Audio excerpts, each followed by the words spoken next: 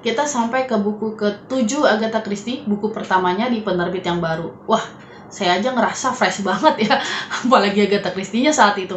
Anyway, ini buku yang membuat nama Agatha Christie menjadi bahan pembicaraan. Banyak yang bilang buku ini adalah karya terbaik beliau.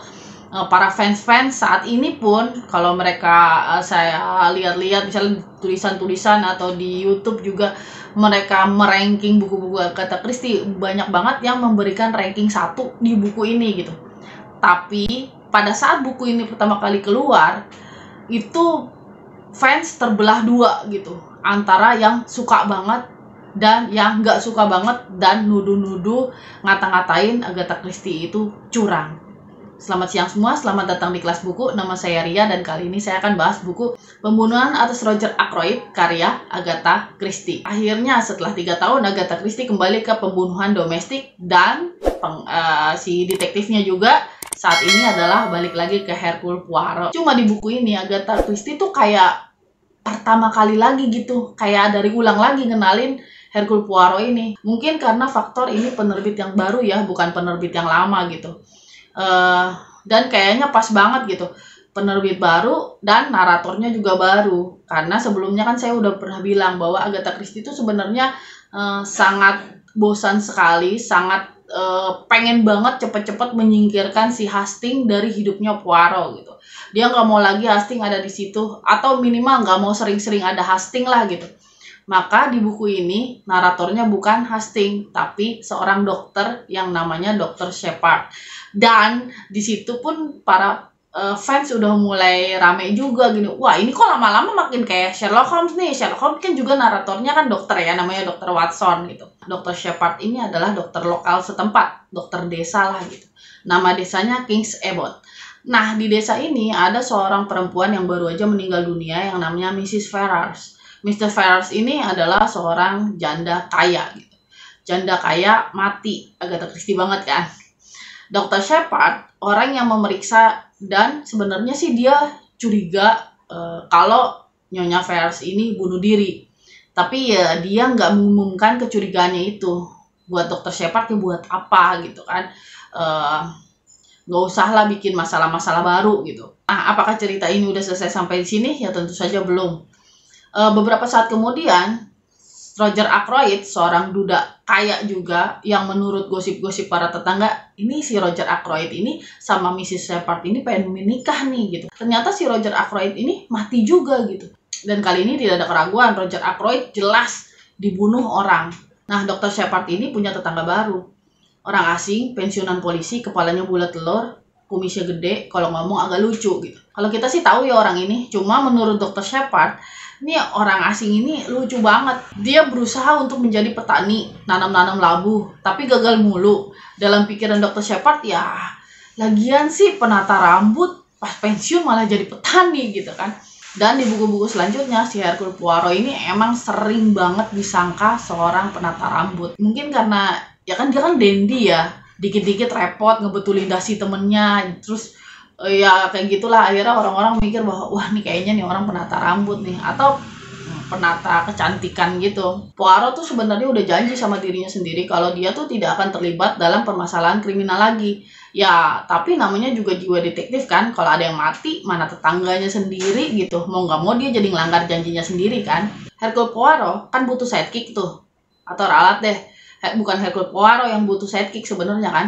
Penulis ceritanya yang butuh sidekick. Saya sendiri udah pernah nulis kenapa sih seorang detektif itu selalu punya sidekick di video yang ini gitu. Silakan diklik aja. Ya udah, akhirnya Dr. Shepard pun terlibat dalam penyelidikan ini sebagai sidekicknya Poirot. Dr. Shepard juga menuliskan kronologi kasus ini. Di kasus ini suspeknya banyak. Ada Mayor Blunt yang teman lama korban, kebetulan dia tuh memang menjalin hubungan rahasia dengan Flora. Flora itu adalah keponakannya Roger Ackroyd dan dia tinggal di rumah pamannya itu. Terus Flora pun tinggal bersama ibunya ya di situ. Jadi gini ceritanya, Flora itu ayahnya meninggal dunia. Nah, karena ayahnya meninggal dunia, akhirnya kan kesulitan keuangan. Karena kesulitan keuangan, akhirnya Flora itu diundang oleh pamannya si Roger Ackroyd itu, ya udah deh tinggal saja sama saya gitu.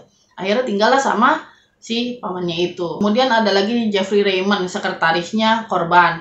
Lalu ada Ursula Bond, ada juga Ralph Patton. Jadi Ralph ini adalah anak angkat, tapi hidupnya nggak benar gitu. Tukang judi, kalah mulu lagi. Pokoknya kerjaannya itu nyusahin ayahnya aja gitu. Nah sebenarnya sidekicknya Poirot di sini tuh bukan cuma Dr. Shepard, tapi juga kakaknya si dokter yang namanya Caroline. Si kakak ini selalu update segala gosip-gosip terbaru di desa itu. Butejo gitulah. Nah ini adalah karakter favoritnya Agatha Christie. Saking senangnya beliau sama karakter Caroline Shepard ini, sampai itu orang terus ada di benaknya Agatha Christie dan akhirnya nanti akan muncul dengan nama lain yaitu Jane Marple. Iya, Miss Marple yang itu, tapi belum muncul di sini. Tadi kan saya udah bilang ya, banyak orang mengatakan bahwa ini adalah buku terbaiknya Agatha Christie. Tapi sebetulnya pada saat novel ini pertama kali keluar, fans itu terbelah dua gitu. Ada yang bener-bener memuji banget, wah ini keren banget sampai orang tuh nggak bisa nebak gitu siapa pembunuhnya. Tapi ada juga yang ngata-ngatain dan bilang Agatha Christie tuh di sini curang gitu.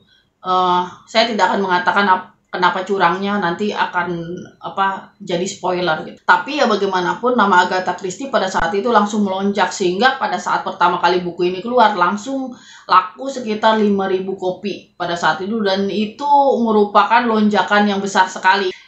Itu adalah catatan pada saat itu ya.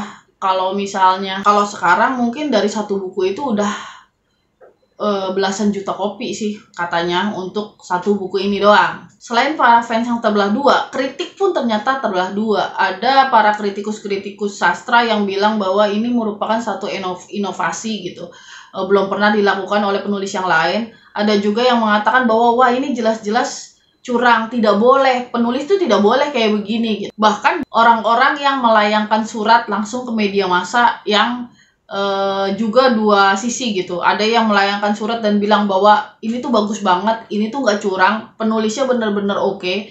Tapi ada juga yang nulis surat ke media massa isinya komplain bahwa mereka merasa bahwa penulis buku ini bener-bener curang, dan terus mereka merasa sangat kecewa dengan si penulisnya yaitu Agatha Christie. Kemudian ada lagi yang unik, ada seorang yang namanya Lord Mountbatten. Itu dia ngaku-ngaku katanya gini, Agatha Christie itu sebenarnya nulis itu idenya dari saya gitu. Tiba-tiba dia ngaku-ngaku kayak gitu. Terus kemudian ada juga orang-orang yang bilang, oh bukan, sebenarnya Agatha Christie itu idenya dari kakak iparnya yang namanya James Watt gitu. Tapi dari sisi Agatha Christie-nya sendiri, dia tuh nggak pernah yang namanya membela diri atau berkomentar apapun tentang kekisruhan pada saat itu gitu. Kalau kata si cucunya Agatha Christie bilang bahwa neneknya ini kan sebenarnya orangnya sangat pemalu sekali.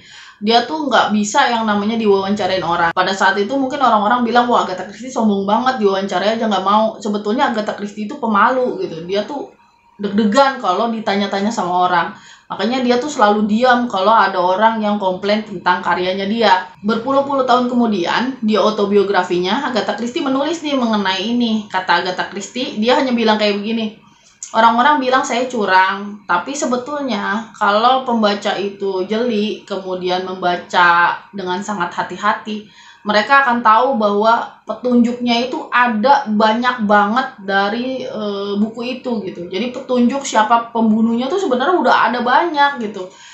Sehingga ya tapi emang butuh kejelian gitu untuk itu gitu. Dan saya pribadi sih setuju ya. Jadi gini, waktu pertama kali saya baca buku ini, saya udah tahu gitu. Ini kan buku keberapa lah yang saya baca. Saya udah tahu tentang mengenai cerita ini, bahwa ini adalah buku terbaiknya, tapi juga sempat kontroversi pada saat pertama kali diterbitkan. Orang-orang ada yang senang banget, ada yang nggak suka banget dengan buku ini. Nah, kemudian saya juga tahu bahwa Agatha Christie menulis seperti itu di autobiografinya. Dia bilang bahwa kalau bacanya hati-hati pasti tahu banyak petunjuk. Maka ketika pertama kali saya baca, ya saya coba baca untuk hati-hati. Tapi ujungnya saya tetap nggak bisa nebak sih. Itu benar-benar kejutan buat saya. Lah, kok bisa begitu ya? Terus kemudian saya langsung ulang lagi baca. Kemudian saya coba garis bawahin kalimat-kalimat mana sih yang menjurus itu, dan ternyata banyak. Benar kata Agatha Christie bahwa banyak banget kalimat-kalimat yang sebenarnya itu petunjuknya gitu. Cuma karena caranya itu baru kali ini dilakukan, maka itu akhirnya bikin orang kaget. Sebenarnya caranya ini pada akhirnya akan direproduksi lagi oleh Agatha Christie pada salah satu buku yang terakhirnya dia, mungkin sekitar terbit tahun 1970-an. Itu dia bikin sebuah cerita yang bisa dibilang mirip lah kayak gini gitu loh. Caranya si pembunuhnya bagaimana dia bisa menyembunyikan dirinya itu mirip kayak begini. Terus ada juga kalau sekarang beberapa film yang memang film-film detektif yang memang caranya mirip kayak begini. Jadi kalau misalnya Anda baru baca sekarang gitu buku itu, terus kemudian bilang, wah ini mah udah biasa gitu. Saya udah pernah nih nonton film yang seperti ini. Ya harus ingat juga bahwa ini terbitkan pada tahun 1920-an, 1926, dan pada saat itu pertama kali ada penulis yang menulis seperti ini. Kalau orang-orang bilang bahwa ini salah satu buku Agatha Christie terbaik, saya setuju. 5 dari 5 bintang lah gitu. Tapi kalau bilang ini yang terbaik, mungkin saya kurang setuju sih. Menurut saya ini bukan ini yang terbaik gitu.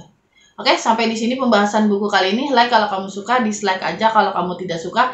Dan kalau ada pembahasan buku yang salah yang saya sebutkan atau ada tambahan, silakan ditulis aja di kolom komentar di bawah. Akhirul kalam. Assalamualaikum warahmatullahi wabarakatuh.